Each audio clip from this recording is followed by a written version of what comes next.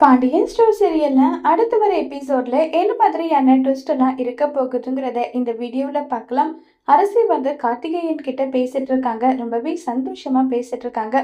இதை பார்த்ததும் தூரத்துல இருந்து பார்த்துட்டு ரொம்பவே கோபப்படுறாங்க. குமார் வந்து, என்ன அரசி, எனக்கும் சுடருக்கும் நிச்சயதார்த்தம் நடந்துருச்சு, இப்ப கல்யாணமும் நடக்க போகுது, என்ன நீ மிஸ் பண்ண போற, கண்டிப்பா பாரு, நம்ம இவனை மிஸ் பண்ணிட்டோமோன்னு சொல்லி வருத்தப்பட தான் போறேன்னு எல்லாம் சொல்லி பேசிட்டு இருக்காங்க.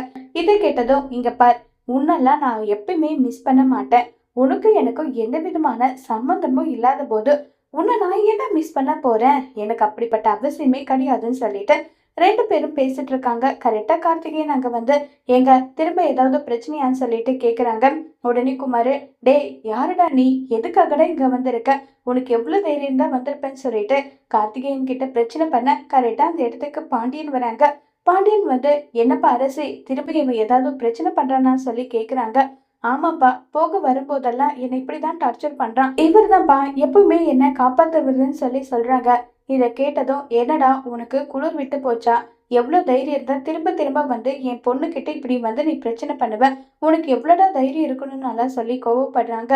இவ வேலை எனக்கு உரிமை இருக்கிறதுனால நானும் வந்து இவகிட்ட பேசுறேன், இதுல என்ன தப்பு இருக்குன்னு சொல்லி திரும்பவும் பயங்கர கோவமா குமார் பேசினதும், யார்கிட்ட வந்து யாரடா பேசுறது, என் பொண்ணு கிட்ட பேசுற அளவுக்கு உனக்கு என்னடா உரிமை இருக்கு, நான் ஏன்னு சொல்லி கண்டபடி பேசுறாங்க.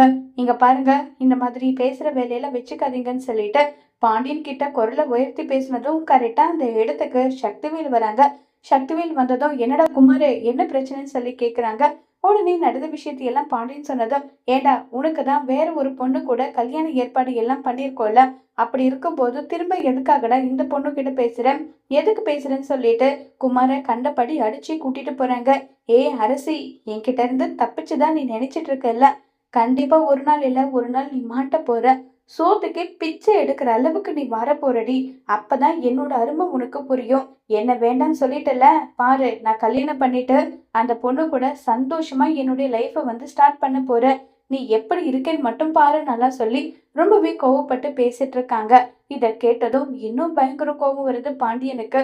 இங்க பாரு, அவன் ஏதாவது உன்கிட்ட பேசினானா முதல்ல நீ வந்து என்கிட்ட சொல்லு, புரியுதான்னு சொல்லிட்டு பாண்டியன் வந்து சொல்றாங்க.